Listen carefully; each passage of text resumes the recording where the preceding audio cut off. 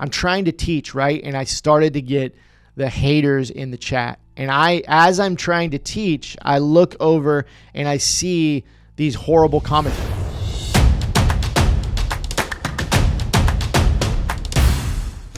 What's up, digital dads? My name's Kerry, and on this channel, we help dads escape the 9-to-5 grind and create an online income through a digital course business. Today, I want to give you some really valuable tips on running and conducting your first live webinar with the goal of selling your course, making money.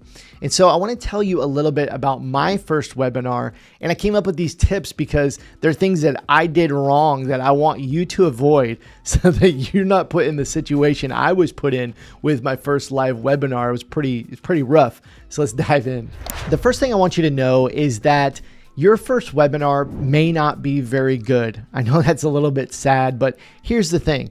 You're probably going to suck. It's hard. This is not an easy thing to do with a webinar. Although a lot of the gurus will tell you this is so easy, just follow this script. And a lot of them have helpful tools. I followed the Russell Brunson Perfect Webinar script when I did my first webinar. It's something I still study today. But the reality is webinars take a lot of practice. They take a lot of doing it again and again. So I have good news and I have bad news. The bad news is your first one might be somewhat rough. Your second one might be rough. Your third one might be rough, but each time you do it, it's going to get a little bit less rough. And the great news is you're going to look up one day and all of a sudden you're going to be really good at live webinars and you're going to make a lot of money because this is one of the most useful tools that you can have. One of the most useful skills, I should say, is being able to put on a really sexy, a really good webinar that really entices people and persuades people to buy. It's a crazy money-making skill. And if you can master it, you'll not only be able to use it in a live webinar launch, but you'll be able to use it on the phone. You'll be able to use it in a challenge. You'll be able to use it in a workshop. Whatever method, strategy, tactic you use to launch your products, you'll be able to use the knowledge, the skills from being able to conduct a live webinar to sell in any setting. So it's really important. So that's what I want to dive into. My first live webinar to cold traffic, which means selling to people who had no idea who I was or what I was selling, was for my course called Shirt School, where I teach people how to start an online t-shirt business. I went to Facebook ads to get leads. I got about 800 leads for this webinar. I really thought I was going to crush it. Must have had a big head at the time, but I really thought I was going to crush it. I thought I had my webinar dialed in. I had all my slides ready. And I did it on, I think, Webinar Jam. I don't think I did it on Zoom. I think I did it on Webinar Jam. I showed up, everybody's pumped, and I did my webinar. It actually only went about 35 minutes, and I opened the cart for a few days after that webinar for my course. I sold a whopping 0 courses. And so this was a really discouraging moment for me in my online course selling journey. It was December of 2019. I did a horrible job on that webinar and I learned so much from it. And the good news is only 4 months later, I did my second live webinar where I made about $30,000. And so I got a lot better learning from that first experience. And again, going back to what I said earlier, I sucked, but then I got a little bit better. And today, I'm able to do 6-figure plus launches because of the skills I've learned over the years of continuing to do these live webinars. So my first webinar was really discouraging, but if you have a similar experience, and you might, don't be discouraged. You can get better. And just because, one group of people becomes mad at you because you sucked on a webinar doesn't mean you can't get better and you can't have success in the future.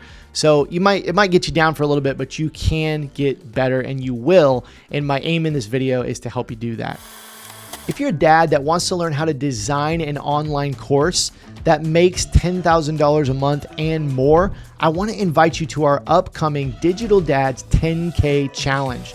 This is a 3-day live challenge where I'm going to be showing up live each day and teaching you step by step how to come up with a profitable idea, how to come up with content that actually sells, and how to launch your course for maximum profits, maximum sales. And so if you want to be a part of that challenge, it's 100% free. And all you need to do is go register at digitaldads.co. Just type that into your web browser or use the link down in the description. Just enter your first name and email, hit the submit button, and that'll give you exclusive access to all of the live streams and all of the training for the challenge. See you there. Tip number 1 to have a successful webinar: turn off your camera and turn off the chat. 2 things I did not do on that first webinar. I kept my camera on and I kept the chat on. Okay. When you're doing a webinar, you are selling. The whole time you're selling, right? You want to give value at the beginning, before you get into your offer at the end. But the reality is the whole idea of that webinar is you want to sell people on why they should buy your program. And so, number 1, keeping your camera on. If you keep your camera on, it's got the video.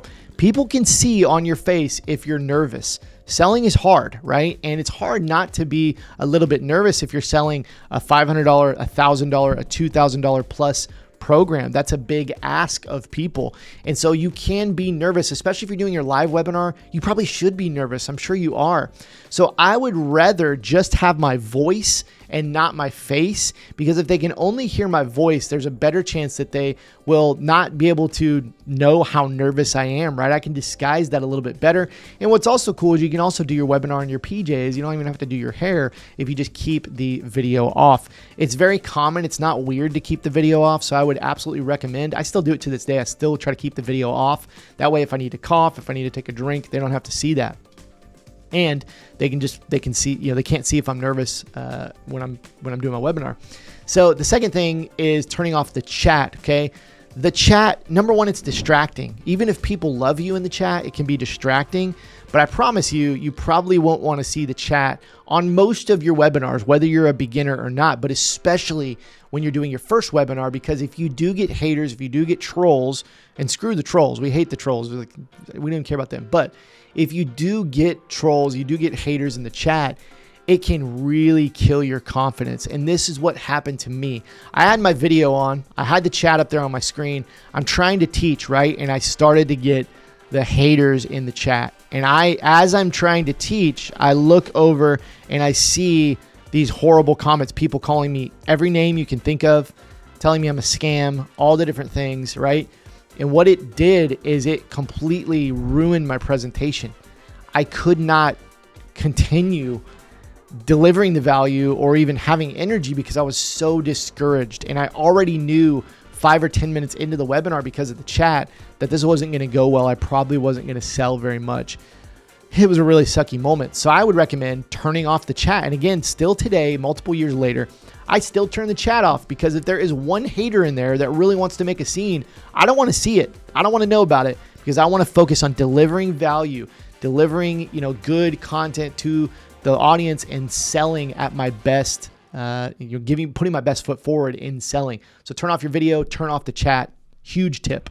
My number 2 tip, make sure your presentation is not too short. Okay, so you don't want it to be too short.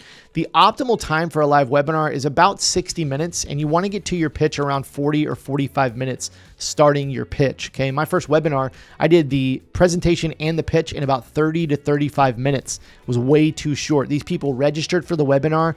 They took time out of their evening to come and sit on Zoom in hopes of learning something, and I did not deliver. I delivered them 20 minutes of content, and honestly, probably 10 minutes of that was telling my story at the beginning. And then the other, 15 minutes at the end was my pitch. And so you want to make sure that your webinar is not too short, that you actually have enough valuable content, enough substance in your presentation to where people get value, right? A lot of people will teach you with a webinar, sleazy tactics on how to just get people to get in the buying mode. But I think you need to deliver some value. You need to deliver some real content. There's a lot of ways to do that without, giving away too much. But I would recommend that you put enough substance in there where people really do feel like they got something from that webinar. Give them some really cool tips. Try to get them some quick wins and make sure your webinar is not too short. And what you'll need to do is time it and practice it, right? That goes a long way, just practicing in front of a camera, even if you have the camera off. Just practicing it. Go through your entire slides as you're going to do it in the live webinar, and make sure that you time it and that it's not too short and also not too long. It could be an hour and a half, 2 hours, and that might be too long. Again, the optimal time is somewhere in the 1 hour to maybe 1 hour and 15, 1 hour and 20 minutes. That's where I want to get my webinars when I'm coming up with them. My number 3 tip, don't drag on about your story. And specifically, a term you might hear a lot is your origin story, right? At the beginning of the webinar, you got to prove why they should listen to you. Why should they trust you? Why are you a credible source to teach whatever you're teaching? And so it's important that you have your origin story in your webinar. This is something, Russell Brunson teaches in its perfect webinar script about your origin story. And trust me, there are people out there who can do a 20-minute origin story, and it can be really, really engaging and entertaining and effective. But I find this one of the hardest things to do and not bore people and actually deliver value through your story. It's pretty hard to do. And so what I would recommend is you do need this section up at the beginning, but instead of going slide by slide, taking people through every step of your journey, what I recommend doing is, number one, showing some of your results, no matter what you're teaching. It doesn't have to be a money-making course, but just showing, why you're credible, very quick, a few slides. And then what I recommend is having like a timeline slide, one slide where you can take them through a few key points in your journey, and you can get through your entire origin story in like 5 minutes or less. Once I changed from having like 10 slides about my story to just one slide with a few points, it does two things. It helps me get through it faster and only hit the things that are important in my story, but it also gives your viewer, the people on the webinar, a visual presentation that all that you're going to do is take them through these few 4 or 5 points, and then you're done. So when you're doing slide by slide through your origin story, the people watching don't know how long it's going to be.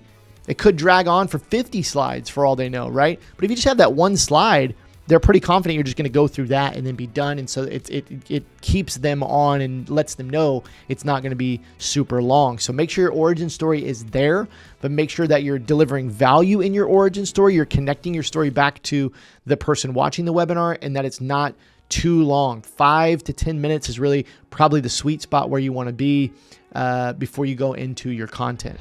Hey, thank you for watching this video today. I hope you feel confident in going and crushing your first webinar. I also want to ask you to like this video. It really helps us out as a newer channel. We need those likes to push this video out to more people. Also consider subscribing and hitting the bell icon. That'll make sure you get notified when new videos release. See you soon.